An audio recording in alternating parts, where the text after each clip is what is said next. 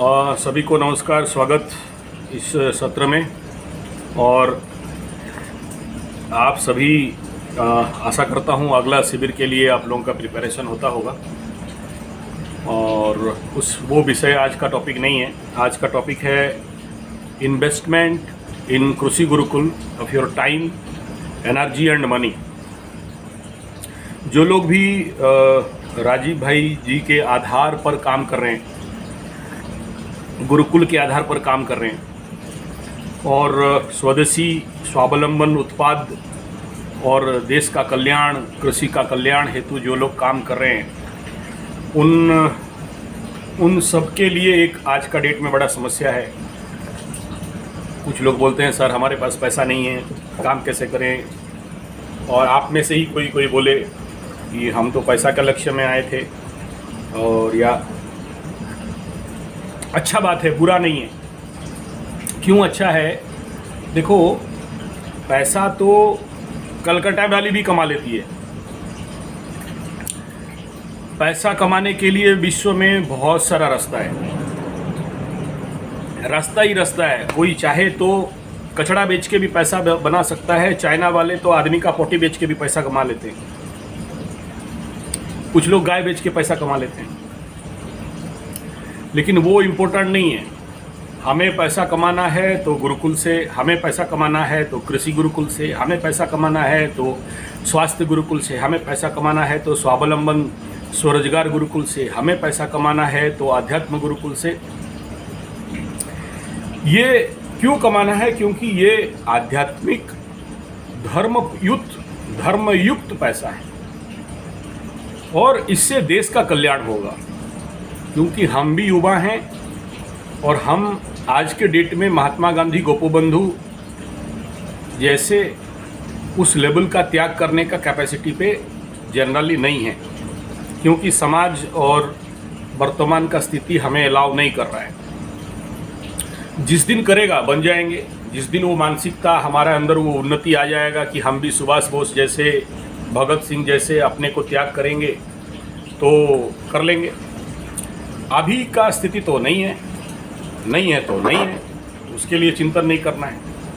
अभी चिंतन इस बात का करना है कि आज आप जो लोग भी इस फील्ड पे काम कर रहे हो, पूरा ग्रुप, जो गुरुकुल ग्रुप हो, राजीव भाई ग्रुप हो और बाकी सारे कृषि क्षेत्र पे कृषि गुरुकुल के जो भी मेरे युवा बंधु हैं, उन सबको इस वीडियो में मैं यह विचार रखना चाहता हूँ। अभी ये शिविर से हट के विषय है। शिविर तो करेंगे, शिविर के लिए युवा नया लाएंगे, ढूंढेंगे। हम सबका प्रयास होगा, चल रहा है। मैं देख भी रहा हूँ, मेरे को बहुत अच्छा रिस्पॉन्स भी आ रहा है उस शिविर के लिए, कोई बात नहीं है। लेकिन अभी जो मूल बिंदु आज का है मेरा, वो है, फिर से रिपीट कर रहा हूँ, invest your time, money, energy in कृषि गुरुकुल। तो क्या है?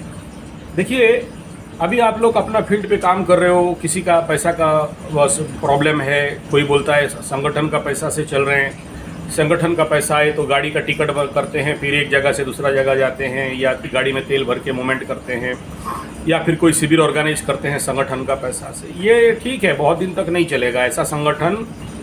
जब भी संगठन के कार्यकर्ता संगठन से पैसा लेके काम करते हैं तो वो संगठन का बहुत दिन इतिहास नहीं रहता है।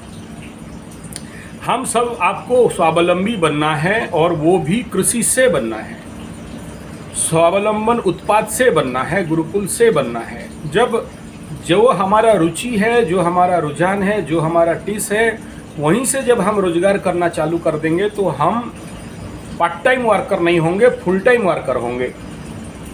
और सोचो, आप कर रहे हो चार्टर्ड अकाउंटेंसी और इच्छा है गुरुकुल का, कृषि गुरुकुल का, देश का विकास, राजीव भाई का विचार, तो पार्ट टाइम हो गया। आप चाहते हो, आप कोई कंपनी में काम करते हो, बॉम्बे जाओगे लैपटॉप लेके, क्या क्या करोगे, लेकिन आपका इच्छा, आपका आत्मा बुला रहा है गुरुकुल की ओर, तो आप उधर भी बेईमान हो गए और गुरुकुल के साथ भी बेईमान हो गए। ईमानदारी नहीं हुआ। तो मेरा यहाँ आप सबको मेरा एक बेसिक अनुरोध है कि हम सब मिलें और मिलके अगर एक सिस्टम शुरू कर दें। और वो सिस्टम मैं आपको फोर्स नहीं कर रहा हूँ कि आप ऐसा करें, मेरा मात्र ये विचार है, आप सबको पसंद है, स्वीकार्य है, नहीं पसंद है, इन बात को लेके कोई नेगेटिव थॉट या गलत विचार आपके अंदर नहीं आना चाहिए, क्योंकि मैं आप सबसे केवल विचार का उम्मीद रख के बात कर रहा हूँ। कोई फोर्स नहीं है कि आप मेरा बात को मान जाएं और सुने। आपको अगर अच्छा लगे, विचार सही लगे, तो आप इसके ऊपर मत देना। It is generally A talk, इससे ज़्यादा और कुछ नहीं है।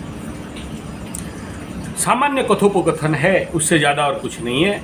इस बात को पहले गंभीरता से लें। पुनः कह रहा हूँ, मैं जिस बात को शुरू अभी करने जा रहा हूँ, इस बात पे हो सकता है आप में से किसी के दिमाग में कुछ नेगेटिव चल जाए, तो उससे पूर्व मैं आपको क्लियर कर देना चाहता हूँ कि प्लीज़ मेरा बात को एकदम एक विचार, एक बातचीत, एक अनऑफिशियल बातचीत लेके विचार करेंगे। तो बात ऐसा है, आप सबके पास ऊर्जा है, शारीरिक ऊर्जा है, मानसिक ऊर्जा है, आप सबके पास कुछ ना कुछ तो पैसा होगा। आज के डेट में ऐसा कोई भी नहीं है जिसके पॉकेट में पैसा नहीं है। मिनिमम 100 रुपया तो होगा, मिनिमम 1000 रुपया तो होगा, किसी के पास 10,000 रुपया होगा। सबके ज़िंदगी में यही सोच आता है कि यार इस पैसा को कहाँ इन्वेस्ट करें तो डूबेगा नहीं और हमें रिटर्न मिलेगा, और ये पैसा से हम आगे चल के एक ऐसा फंड क्रिएट कर सकें कि हमें अपना कार्य के लिए किसी को हाथ पताना नहीं पड़े, हाथ फैलाना नहीं पड़े, भीख मांगना नहीं पड़े, और हम अपने अर्थ से ही अपना कार्य आगे बढ़ा लें। और ये जो बीज मनी है, ये आगे बढ़ के लाखों हो जाए, करोड़ों हो जाए, ताकि देश का जो काम, आप जैसे जो मेरे युवा बंधु हैं जो काम कर रहे हो और मेरे साथ जड़ित हो, आपका काम और आगे बढ़ पाए, ईमानदारी से और पूरे मान सम्मान के साथ, किसी के पास हाथ नहीं फैलाते हुए आप आगे बढ़ सको। तो इसके लिए आप सब समक्ष एक विचार रखना चाह रहा हूँ, वो ये है कि invest your time, energy and money. कुछ समय आप एग्रीकल्चर पे दो, 1 घंटा मात्र, ज़्यादा नहीं मांग रहा हूँ। और कुछ ऊर्जा, शक्ति, आपके शारीरिक शक्ति हो, आपकी मानसिक शक्ति हो, आपके अंदर आध्यात्मिक शक्ति है तो आध्यात्मिक शक्ति, जो भी ऊर्जा है आपके पास, 1 यूनिट एनर्जी आप एग्रीकल्चर, कृषि गुरुकुल को दो। आपके पास जो भी पैसा है, जैसा भी पैसा है, उस पैसा से कम 30% पैसा एग्रीकल्चर सेक्टर पे और गाय के सेक्टर पे या कृषि गुरुकुल पे लगाओ। कहाँ लगाओ? आपके दिमाग में आता होगा, आगे संजय जी अपने औकात पे पैसा मांगना चालू कर रहे हैं। नहीं, मैं नहीं कह रहा हूँ मुझे दो, ऐसा नहीं कह रहा हूँ। आप जहाँ हो वहाँ लगाओ। ऐसा बहुत सारे सफल किसान होंगे जिनको कि शेयर सट्टा का कोई नॉलेज नहीं है या वो उसको समझते नहीं है। आप उनको कन्विंस कर सकते हो कि भाई देखो, ये मेरा पैसा है, इसको मैं तुम्हारे किसी एक एग्रीकल्चर प्रोजेक्ट में लगाना चाहता हूँ। लाइक अगर कोई केला का खेती कर रहा है तो उसे बोलो कि ये पैसा लो, मेरे लिए 100 केला का गछ लगाओ। अगर कोई देखा कि सफलतम पटल का खेती करने चाहता है और आपके पास पैसा है और वो खरीद नहीं सक रहा है, तो बोलो कि आप पटल का मैं बीज का पैसा दे रहा हूँ और ये आप मेरे लिए लगाओ, और आप, मेरा इन्वेस्टमेंट है, ज़मीन आपका, टाइमिंग आपका, 50% मेरा, 50% आपका। और लॉस हो गया तो दोनों आधा आधा, प्रॉफिट हो गया तो दोनों आधा आधा, दोनों को ये दोनों सहन करना पड़ेगा। अब उसमें किसान को भी सहायता हो गया, आपको भी सहायता हो गया। अभी का जो सीजन आने वाला टाइम पे आ रहा है, मैं खास इसीलिए कह रहा हूँ, ये मूल मुद्दा हो गया, investment of money, time, energy in agriculture sector.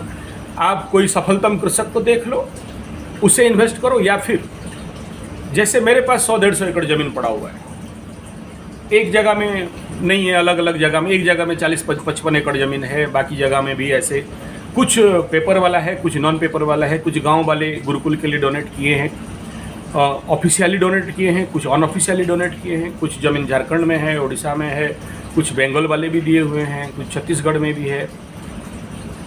तो उन ज़मीन को मैं खुद अकेले यूटिलाइज तो नहीं कर सकता। तो मैं ये कह रहा हूँ कि आप एक एक एरिया को टेक ओवर करो। नॉलेज नहीं है, आप एक जगह पे आके ये मूवमेंट इन्वेस्ट करना चालू कर दो कि ऐसा कृषि क्या है जिसमें लॉस नहीं है, जिसमें एट एनी कॉस्ट लॉस नहीं, मतलब इन्वेस्ट करते हो तो नुकसान आपको सहन करना नहीं पड़ेगा, कैसे भी हो कुछ ना कुछ रिटर्न आ जाएगा। और अगर आप सही टाइम स्पेस एनर्जी मनी लगाते हो तो 10 गुना ज़्यादा आ सकता है। तो अभी का समय में वो एक बिजनेस क्या है, आप सबको पता है, उलकंदा, ट्यूबरक्लोसिस। कोई हाँ या ना बोलना थोड़ा सा ग्रुप में। उलकंदा जानते हो कोई?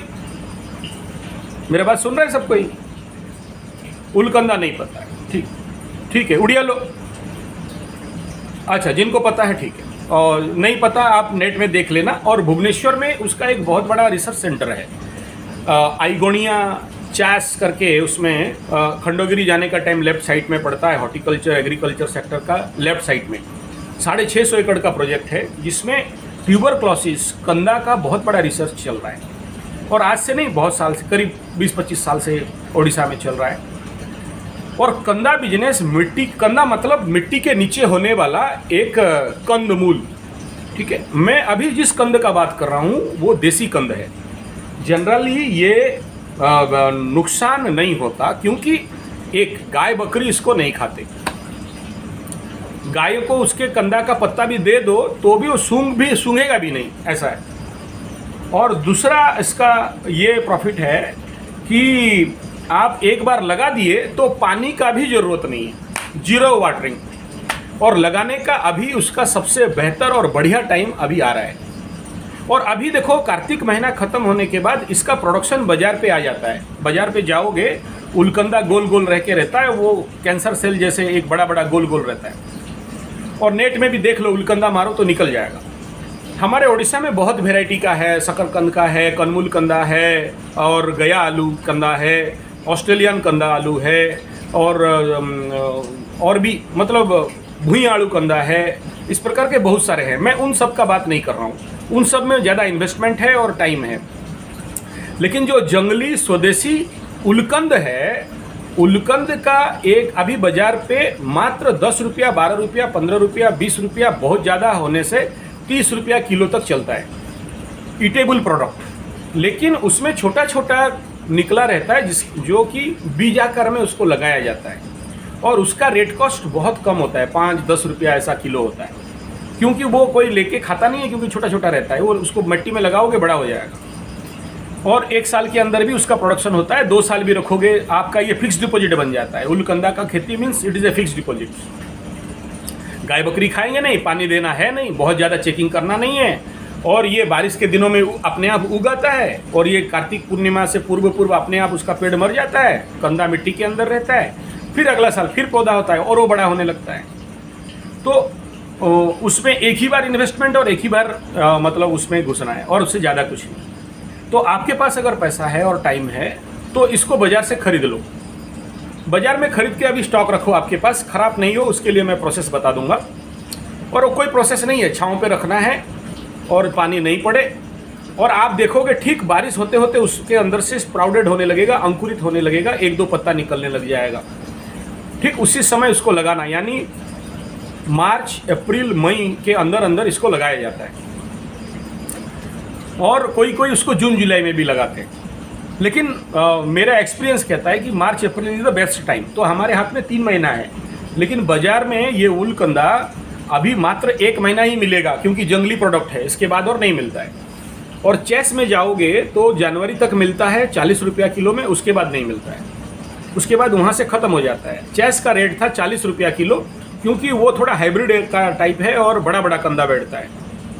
और एक बार आप अगर उसको रोपित करते हो, लगा देते हो मिट्टी में, तो समझ लो एक का जगह में आपको 10 मिलना ही मिलना है, मतलब 1 रुपया का 10 रुपया हो जाता है।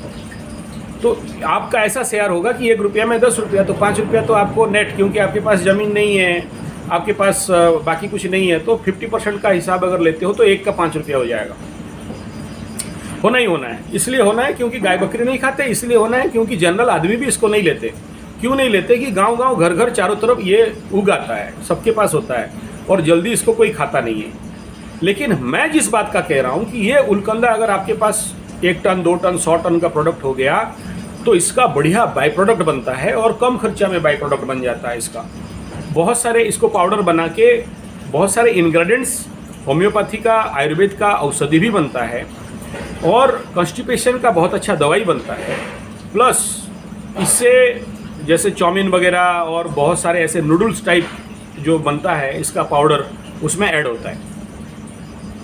साथ में जो बहुत प्रकार के चिप्स भी इसमें बनते हैं और भी बहुत प्रकार के बाय प्रोडक्ट है, अभी वो विषय नहीं है। तो यहाँ कुल मिला के मेरा बात आपके सामने रखने का मात्र इतना ही अभिप्राय है कि आप कुछ इन्वेस्टमेंट इस सेक्टर पे कर सकते हैं, ताकि आपके पास ज़मीन नहीं है, जिसके पास है, आप सफलता नहीं हो, आपके पास एक्सपीरियंस नहीं है, जिसके पास है आप जा सकते हो। तीसरा बिंदु ये है कि अगर आप मेरे साथ भी करते हो और मेरे पास भी वही मैन पावर का प्रॉब्लम है, तो आप ये कर सकते हो कि जैसे हम लोग 10 आदमी हैं, 10 में से 10, एक ग्रुप का 10 आदमी है, तो 10 में से हर महीना एक आदमी आके अगर ड्यूटी भी दे देता है, तो 8 महीना, 9 महीना, 10 महीना, हर एक आदमी एक एक महीना अगर शेयर कर लेता है, तो भी आपको उसमें एक्सपीरियंस भी मिल जाएगा, आपको प्रोडक्शन भी मिल जाएगा, और जिस समय उत्पादन होगा, खुद के बेचना है, उस समय आप सब एक साथ आ जाओगे, एक साथ खोदोगे, अपना शेयर ले लोगे, मार्केटिंग का चिंता नहीं है, उसका दायित्व मेरा रहेगा। ये एक पार्ट हो गया, गुलकंदा का बारे में बता दिया। ऐसा ही एक दूसरा बेस्ट प्रोडक्ट जिसको गाय बकरी नहीं खाते, वो एक औषधि पौधा है जिसमें मच्छर भगाने वाला तेल बनता है। जैसे धन्वंतरी घास है, वो घास भी देखने के लिए वैसा है, लेकिन बहुत जहरीला है। उसको कोई अगर चाय बना के पी ले तो वो ख़त्म समझ लीजिएगा। उसका उस पौधा का इतना पावरफुल है कि 4 पत्ता ला के घर पे जला दो, 24 घंटा तक कोई मच्छर उस एरिया पे नहीं आएगा। तो वो भी एक ऐसा चीज़ है जो घास है। एक तो पामारोजा हो गया, दूसरा ये सिट्रोनेला टाइप का, नहीं सिट्रोनेला नहीं, गलत बोल रहा हूँ, उसका नाम मेरा मुंह में नहीं आ रहा है। कुछ भी हो, मच्छर भगाने वाला धन्वंतरी टाइप घास है, आप नेट में देख लेना। मेरा यूट्यूब में, कृषि गुरुकुल यूट्यूब में उसका वीडियो भी डाला हूँ। वो घास सिट्रोनेला ही है शायद। वो घास एक बार आप लगा लेते हो तो उसको भी कोई पानी का, कोई मैन पावर का कुछ भी ज़रूरत नहीं है। एक बार लगा लो और जिन the whole of the life आप कमा सकते हो। और उसका प्रोडक्शन भी 4 महीना से 7 महीना के अंदर चालू हो जाता है, अगर वाटर लेवल अच्छा हो तो। और नहीं है तो 1 साल में एक बार कटिंग करके फुल ट्रक आप तेल बना के आप उसको आउटसोर्स कर सकते हो, बेच सकते हो। और तेल नहीं भी बनाते हो तो भी उसका पाउडर से मच्छर भगाने वाला अगरबत्ती बना सकते हो। ये दूसरा इन्वेस्टमेंट लाइन आपको दे रहा हूँ। तीसरा इन्वेस्टमेंट ये है कि invest your money, time, energy in cow. जिसके पास गाय है, एक गाय आपके नाम पे लो, और अगर आपके पास वो टाइम नहीं है गाय को मेंटेन करने के लिए, तो गोबर से बना हुआ अगरबत्ती का उत्पादन चालू करो। अगरबत्ती क्यों, अगरबत्ती ही क्यों कह रहा हूँ, इसमें क्यों इन्वेस्ट करोगे? आज अगर अगरबत्ती मार्केट को स्टडी करोगे तो करोड़ नहीं, अरब नहीं, और भी मतलब ओवर देन वो बहुत हैवी उसका अकाउंट है। नेड़प काका करके एक हुए, गौमाता के रक्षा के लिए वो अगरबत्ती, नवग्रह धूप अगरबत्ती का बहुत बड़ा प्रोजेक्ट बताए कि अगर केवल हम धूप बनाने लग जाएं तो गौमाता बच जाएगी। तो आपके पास एसएचजी ग्रुप हैं तो उनके माध्यम से बनाओ, या फिर छोटा छोटा मिशन मिलता है अगरबत्ती बनाने वाला, गोबर से और नवग्रह धूप से, नवग्रह पाउडर से। और नवग्रह पाउडर क्या है? नवग्रह के 9 प्रकार के पेड़ हैं, और वो आप नेट में मारोगे मिल जाएगा। मैं जैसे पीपल हो गया, बरगद हो गया, दुब घास हो गया, और कुसा घास हो गया। इस प्रकार के 9 ग्रहों के 9 प्रकार के पौधा हैं। बेर का भी पौधा हो गया, उसका डाली, पत्ता, छाली, उसको लाके पाउडर किया जाता है और उस गोबर में मिला के फिर वो अगरबत्ती बनाया जाता है। और आप कहीं भी जाते हो तो वो एक सॉलिड मार्केट बन सकता है। हम हिंदू पूजा करते हैं, लेकिन अगरबत्ती कोई और बनाता है और हमारा पैसा उन तक चला जाता है। तो ये सबसे बड़ा समस्या है। अगर हम सब धूप अगरबत्ती बनाने चल जाएं तो फिर एक नंबर पहला बात है कि बांस का तिल्ली का धूप बत्ती हमें जलाना नहीं पड़ेगा। आप सबको पता होगा बांस का तिल्ली का धूप बत्ती घर में पूजा करने के समय जलाना आज के डेट में नाक के अंदर वो धुआं जाने से वैज्ञानिक प्रमाण कर चुके हैं कि कैंसर का कारण है, ट्यूमर का कारण है, और बहुत सारे हमारे एलर्जिक उसी बांस का तिल्ली का अगरबत्ती जलाने के कारण हो रहा है। और बांस तो हम हिंदू परंपरा में कोई मर जाए तो ही जाके उसको लेके जाते हैं। वो भागवत जी में भी बताया गया कि प्रेत वो उस बांस में रहा, तो बांस को ऑस्पिशियस तो नहीं माना गया और उसी को जला के हम भगवान का पूजा करते हैं। तो कुछ आप इसका प्रोडक्शन के ऊपर भी भले छोटे तौर पे हो, बड़ा नहीं हो, अगर आप नई उत्पाद करते हो तो कुछ पैसा जो बना रहे हैं उनसे लाके आप इसको मार्केटिंग लेवल पे रख सकते हैं। तो ये 3 पॉइंट था इन्वेस्टमेंट में। एक तो एग्रीकल्चर सेक्टर में इन्वेस्ट करना, और अभी के लिए जो सबसे बेहतर मैं बता दिया, जिसमें कोई मेंटेनेंस नहीं है, आप 3 महीना 6 महीना नहीं जाओगे तो भी कोई प्रॉब्लम नहीं। दूसरा, इस समय अभी और 2 क्रॉप्स है जिसको कि एक बार मेहनत करो जिंदगी भर कमाओ, वो है कुंदरू और परवल, पटल। कुंदरू सब कोई जानता है? कोई जानता है तो ग्रुप में हाँ ना बोलो। कुंदरू के बारे में जानते हो सब कोई? अच्छा, परवल के बारे में जानते हो? हाँ, ठीक है। तो कुंदरू और परवल एक टाइप का लटा है, और परवल को तो मेल फीमेल बना के लगाना पड़ता है, और कुंदरू को एक बार, कोई मेल फीमेल नहीं, एक बार लगा दिया तो 5-10 क्विंटल का माल साल का, अगर बढ़िया मेंटेन करते हो। नहीं भी मेंटेन करते हो तो 1 क्विंटल माल तो देगा ही देगा बिना मेंटेनेंस का। मैं खुद अपने कृषि गुरुकुल में इसको अप्लाई करके देखा भी हूँ, और प्रचंड प्रोडक्शन होता है अगर आपका किस्मत साथ दे दे तो। और आप या तो किसी किसान के साथ टाई अप होके करो, या तो हमारे कृषि गुरुकुल में जो ज़मीन पड़ा हुआ है आप वहाँ पर आके 1 महीना का टाइम दोगे, बाइक लेके आना पड़ेगा आपको, और वो सारे प्लांट कर दो, अपना लेवल पे प्लांटेशन कर दो और फिर छोड़ दो। और जब प्रोडक्शन टाइम आ जाएगा, और मैं बताया जैसे 1-1 महीना आपको आना पड़ेगा किसी को मेंटेन करने के लिए, आपका पेड़ दूसरा मेंटेन कर देगा। तो उसमें क्या होगा, आप अपना काम फील्ड में तो कर रहे हो, साथ में इधर से आप तक पैसा भी पहुंच रहा है। तो जिसके लिए हम पूरी तरह स्वावलंबी हो सकते हैं, इस प्रकार के एग्रीकल्चर सेक्टर पे अगर हम इन्वेस्टमेंट करें तो लॉस होगा, प्रिलिमिनरी लॉस होगा, प्रिलिमिनरी आपको वो कष्ट सहना पड़ेगा, 1-2 बार एक्सपीरियंस में लॉस नहीं है, आप उस कंडीशन पे फेल होगे। लेकिन मेरा ये गारंटी है कि आप आगे चल के, आपको जो लोग भी इस फील्ड पे आज काम कर रहे हैं, गुरुकुल सेक्टर पे, राजीव भाई दीक्षित के सेक्टर पे, स्वदेशी स्वावलंबन कृषि सेक्टर पे, तो आपको एक बैकअप मनी इस कार्य से 100% मिल जाएगा। और बाकी जब आप गुरुकुल खोल लोगे तो वो सब तो जो बताया गया वो तो हो ही जाएगा। लेकिन ऑन बेसिक अभी के लिए, मतलब इस समय जो हो सकता है, कुलकंदा हो सकता है, कुंदरू हो सकता है, परवल का भी अभी कंदा निकल रहा है बहुत सारी जगह से, तो इस प्रकार के फील्ड पे काम कर सकते हैं। और ये आज का मेन मुद्दा है।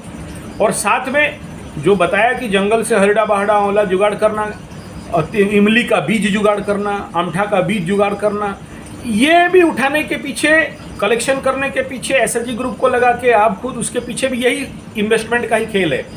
क्योंकि आप जब इन बीजों को, ये फल को कलेक्शन करोगे और प्रोसेसिंग करके पाउडर करके मार्केट पे छोड़ दोगे, गुटली बच जाएगा, पकड़ लो 10-20 टन गुटली हो गया। और आपके पास ज़मीन नहीं भी हो, आसपास जंगल हो, और जंगल पे लेके अगर प्लांटेड कर देते हो तो भी आपका आने वाला भविष्य लाइफ लॉन्ग। देखिए मेरे पास जो हरड़ा आप देखे थे, बहड़ा पेड़, हरड़ा पेड़, वो जितने सारे आंवला पेड़ 5-7 साल में फल देना चालू कर दिए, विदाउट मेंटेनेंस, ओनली बाय अग्निहोत्र एंड सिद्ध विज्ञान एंड रेकी ट्रीटमेंट से।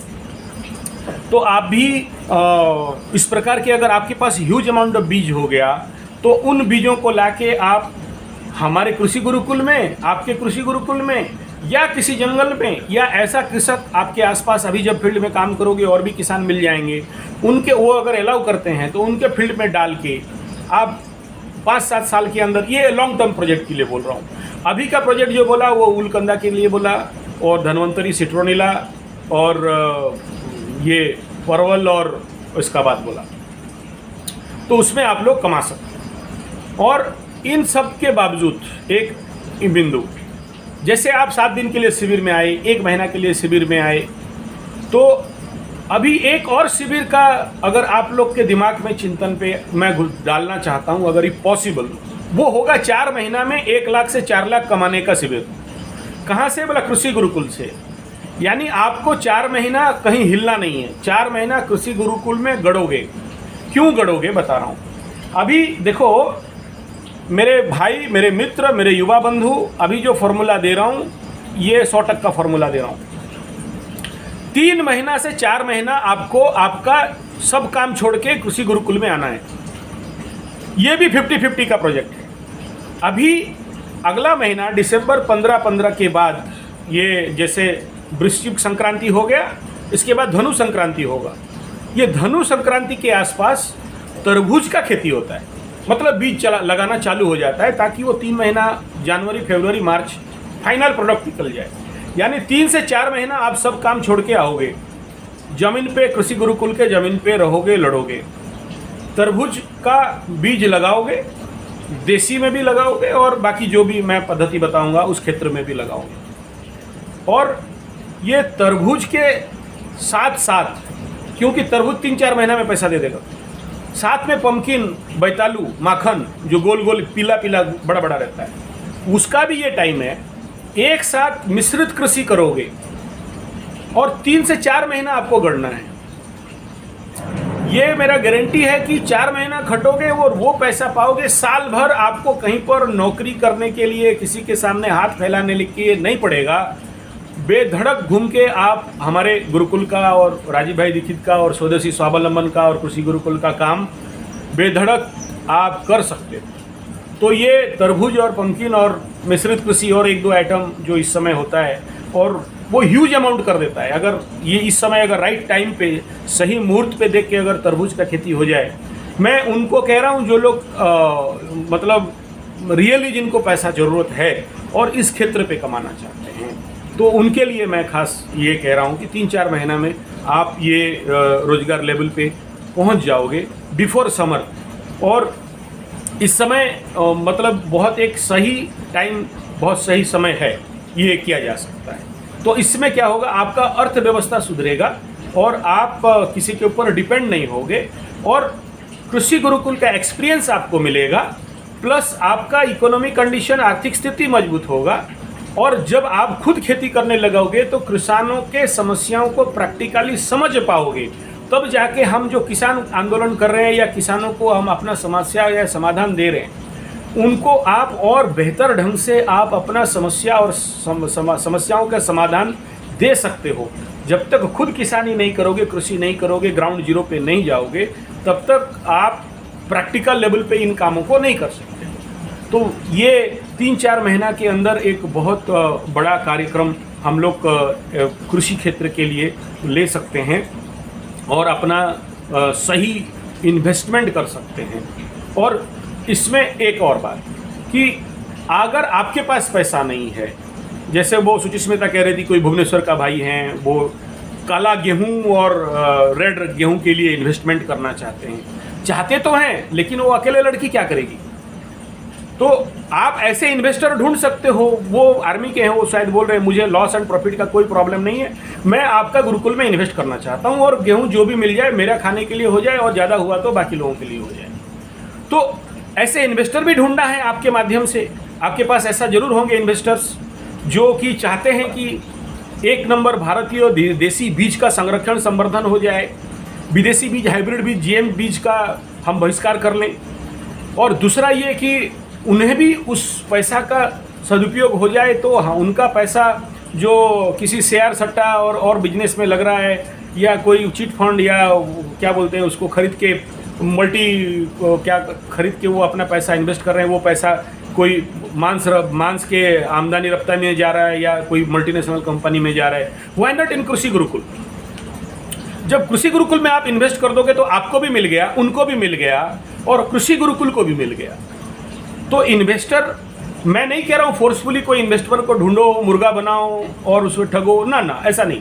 पूरे ईमानदारी के साथ जब टोटल इन्वेस्टमेंट कृषि गुरुकुल में फुल फ्लेज प्रोजेक्ट के लिए आ जाएगा, तो आप सबको, आप घर बैठे एक बार इन्वेस्ट करोगे, एक बार मेहनत करोगे, एक बार प्रोजेक्ट खड़ा कर दोगे, जिंदगी भर, होल ओवर द लाइफ आपको एक कमाई का जरिया मिल जाएगा। और आप खाली कमाई का जरिया नहीं, मेरा चैलेंज है, मेरा गारंटी है, मैं जिस फॉर्मूला पे आपको कह रहा हूँ, मेरे हर ये जो सोशल वर्कर्स हैं जो इस क्षेत्र पे गुरुकुल राजीव भाई के क्षेत्र पे काम कर रहे हैं, आप लोग आज दूसरे के बस और ट्रेन और किसी में धक्का खा रहे हो, आप अपने 4 व्हीलर लेके प्रोजेक्ट करने के लिए जाओगे, ये मेरा चैलेंज है, गारंटी है। और आपका वेट, इसमें आपका इकोनॉमिकल स्टेबिलिटी भी बढ़ जाएगा।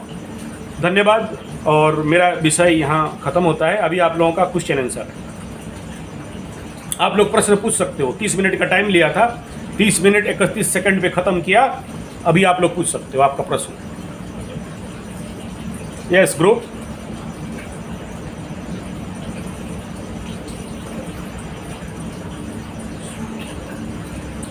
हाँ, मैं वही देखो, तरबूज का समझ गया, मैं आपका प्रश्न समझ गया। देखो, तरबूज का खेती पे आप स्टिक मत हो, पहला बात। दूसरा ये कि जब भी किसान सिंगल फार्मिंग करता है तो लॉस होना स्वाभाविक है। और अगर सक्सेस हो जाता है, आज के हाइब्रिड बीज और रासायनिक खाद, urea, phosphate, Gromor, nitrate, T20, DDT, Gammexane, Thimet, hormones, इन सब का एप्लीकेशन करके, तो उसमें देश का तो कोई कल्याण नहीं हुआ ना। अभी पूरा होल ऑफ द ईयर आप देखो, बाजार में तरबूज मिलेगा, लेकिन एक पीस ऑर्गेनिक तरबूज तो नहीं मिलेगा। जब हम कृषि गुरुकुल वाले और राजीव भाई के राजीववादी वाले, अगर हम खेती करेंगे तो नेचुरली ऑर्गेनिक करेंगे। ऑर्गेनिक भी तो गलत वर्ड है, प्राकृतिक करेंगे। और आप जो कह रहे हो कि आपके गांव पे हो रहा था, लॉस हुआ, छोटा हो गया।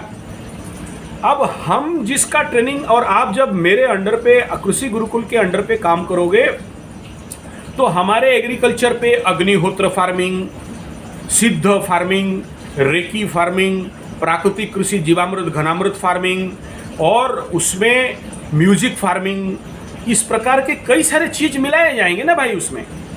तो वो जितने सारे एनर्जी प्रोसेस है, उसमें जब आप एप्लीकेशन पे जाओगे, और मिश्रित कृषि के साथ मिश्रित व्यक्तित्व कृषि भी तो रहेगा ना, तो उसमें आपका पहला बात है कि प्रोडक्शन अच्छा होगा, लॉस पे नहीं जाओगे। और लॉस पे चले भी गए तो एक लॉस हुआ तो दूसरा सब सपोर्ट कर देगा। पकड़ लो, तरबूज लॉस कर दिया, इनकेस वो पत्थर बारिश हो गया, बर्फ वाला पत्थर वो हो गया, ओले पड़ गए, चलो कोई बात नहीं, पम्पकिन रहेगा। पम्पकिन फेल खा गया तो उसका सब्स्टिट्यूट में हम लोग उसी के साथ तिलहन दलहन और जो अभी पॉसिबल है वो हमको सपोर्ट करेगा। वो नहीं है, मेडिसिनल फार्मिंग भी उसके साथ करेंगे, वो सपोर्ट करेगा। वो नहीं है, उलकंदा का जो मैं बताया आपको, वो सपोर्ट करेगा। तो आपके पीछे जब मिश्रित करोगे तो एक तो नुकसान नहीं होगा। तीसरा, आप ये जो बिंदु पूछ रहे हो मेरे को कि सर देसी बीज कहाँ मिलेगा, अरे महाराज, देसी बीज के लिए तो हम बैठे हैं।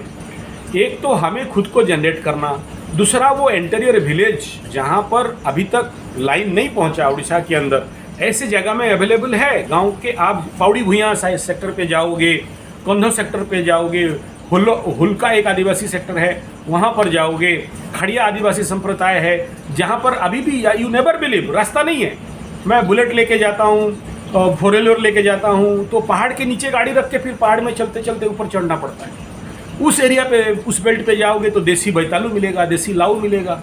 उनके पास नहीं है पैसा कि बाजार से जाके खरीद के लाएं और रासायनिक खाद और बीजों। पहाड़ के ऊपर पूरे सेक्टर है वैसे जहाँ पर आज भी माताएं अच्छा से ड्रेस नहीं पहनती हैं, साड़ी वगैरह, या वो नीचे कुछ साया टाइप और ऐसे लगा के घूमते हैं।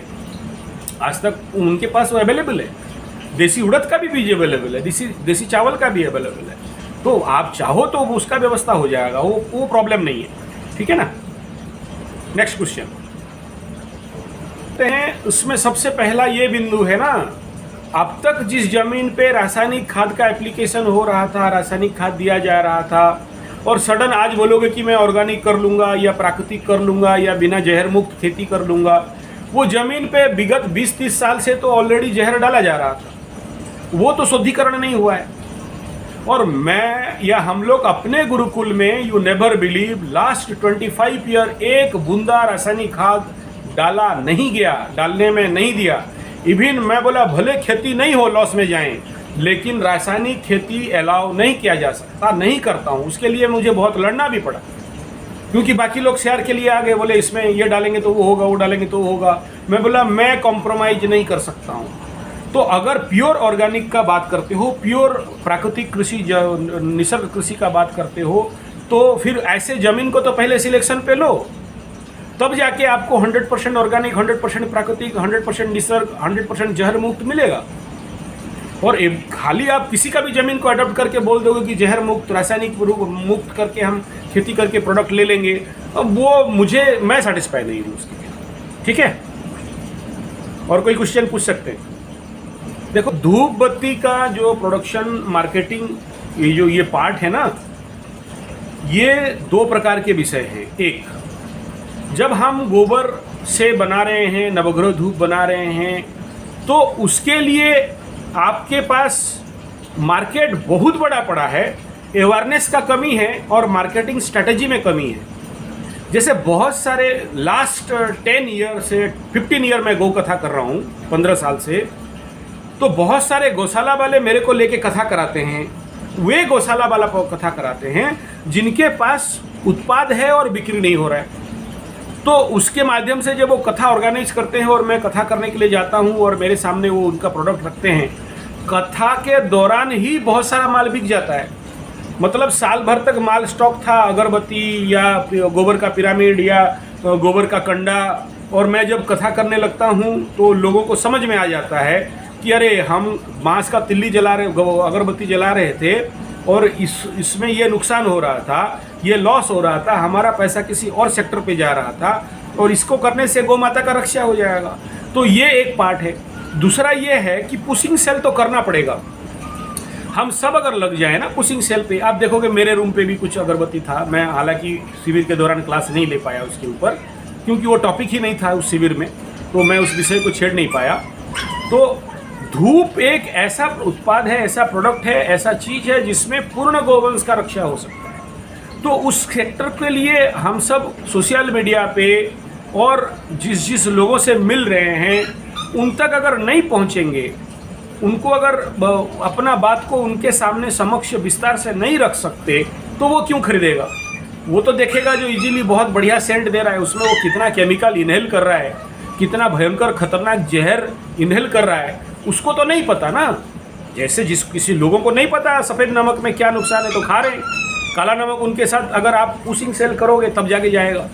उनको नहीं पता रिफाइंड तेल में क्या नुकसान है और कैसे हार्ट अटैक में लोग मर रहे हैं, कैंसर में लोग मर रहे हैं, और बात रोग और कमर दर्द में फंस रहे हैं, घुटना दर्द में फंस रहे हैं, घुटना का ऑपरेशन करना पड़ रहा है। जब आप उसको कच्ची घड़ी का तेल का बात करते हो तो इतना जल्दी एक्सेप्ट नहीं कर रहा है। तो जो लोग अवेयर हैं उनको तो पहले सेक्टर दो, उनके पास तो रिटर्न। देखो, मैं एक शिविर कर दिया, आप लोगों को छोड़ देता, चलो क्या हो रहा है हो। मैं आपके साथ बार बार बात कर रहा हूँ, पूरा ग्रुप को बुला रहा हूँ, पूरा ग्रुप से दोबारा मतलब आप सबके साथ फिर से बात कर रहा हूँ कि क्या चल रहा है, क्या नहीं, कौन सा कमी रह गया, क्यों कर रहा हूँ भाई। आप मेरे को दे दोगे क्या पैसा, 10 लाख रुपया? तो वो जो अगेन एंड अगेन उनको फिर से टच करना, वो कमी है हम लोगों का। आप जब करोगे ना उसको टाइम निकाल के, देखो मेरे पास टाइम नहीं है लेकिन मैं कर रहा हूँ, आपको टाइम दे रहा हूँ निकाल के, तो आपको भी उस लेवल पे जाना पड़ेगा। और कहीं भी जाते हो तो आप देखियो, मैं झोला बैग लेके घूमता हूँ हमेशा, तो मेरे बैग में छोटा छोटा पैकेट रहता है। कोई भी कहीं भी हुआ तो भाई ये जला ले, नवग्रह का प्रॉब्लम है, ये जला ले, तेरा नवग्रह शांति हो जाएगा। तो अगर आपका प्रोडक्ट में दम है और बोलोगे बिक्री नहीं हो रहा है, तो प्रोडक्ट में कमी है ना। फिर मेरा चैलेंज है कि नवग्रह धूप आप कहीं भी प्रज्वलित कर लो और 15 मिनट के अंदर देखो उस वातावरण में बैठ के, वो आप मेडिटेशन करके देखो मेरा नवग्रह धूप लेके, तो फिर आपको चमत्कार समझ में आ जाएगा। धूप का एक तांत्रिक प्रयोग है, एक वैदिक प्रयोग है, एक आध्यात्मिक प्रयोग है। अब आप खुद उस अनुभव को नहीं जानते हो, दूसरे को कैसे समझा लोगे? फिर पहले तो खुद अनुभव करो, खुद जलाओ, और जला के फिर क्या प्रोडक्ट, क्या फ़ायदा होता है। देखो वो नवग्रह धूप का जो राख है ना, उसका एप्लीकेशन करके देखो कि किसी जगह में दर्द है, लगा के छूट रहा है कि नहीं, स्किन प्रॉब्लम है, लगा के छूट रहा है कि नहीं, किसी को अनिद्रा रोग है, वो खा के देखो छूट रहा है कि नहीं, किसी काम पे जा रहे हो वो राख को टीका लगा के देख जाए उसमें फ़ायदा हो रहा है कि नहीं। अगर नहीं हो रहा है तो प्रोडक्ट फिर केमिकलाइज हो गया है, प्रोडक्ट में कोई कमी है। और मैं तो अपने नवग्रह धूप का चैलेंज करता हूँ कि आप लगा के देखो, फिर चमत्कार होगा ही होगा। ठीक है ना? I think over. Next question. सड़क भगाने वाला घास, वो नाम एक्चुअली सिट्रोनेला है या क्या है वो मैं मेरा मुंह पे आया लेकिन बोल रहा हूँ बार बार। वो घास हाँ वो घास मेरे पास ही है। और आप जिनको भी इसके ऊपर प्रोजेक्ट करना है, पहले तो कृषि गुरुकुल में ही उसको एक्सटेंशन कर लो, उसके बाद जिसको जितना चाहिए ले लो, ठीक है ना। वो और आपको अगर 10-20 पौधा 50 पौधा चाहिए ले लो और शुरू करो। लेकिन उसको अगर सही और बल्क अमाउंट में, अब सोचो एक आदमी 10 पौधा लिया, वो बढ़ाएगा कब, खेती करेगा कब। तो आपको 100-200 पौधा के ऊपर काम करने से भी नहीं होगा। मिनिमम 1000 एंड लाख पौधा के ऊपर काम करोगे तो ह्यूज अमाउंट का प्रोडक्ट निकाल सकते हो। तो वो मेरे पास भी अवेलेबल हो जाएगा और ऑनलाइन बहुत सारे जगह में अवेलेबल है।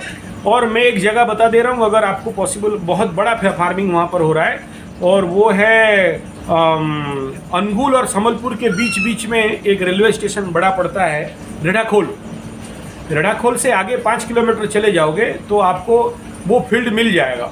अगर आप किसी को जाना है तो मेरे से कांटेक्ट करोगे, मैं पहुंचा दूंगा। ओके, सिट्रोनेला, ये घास, मच्छर भगाने वाला घास। ओके, और कोई क्वेश्चन? सबको धन्यवाद, प्रणाम, धन्यवाद, नमस्कार। और ठीक है, फिर सत्र में मिलेंगे। नमस्कार।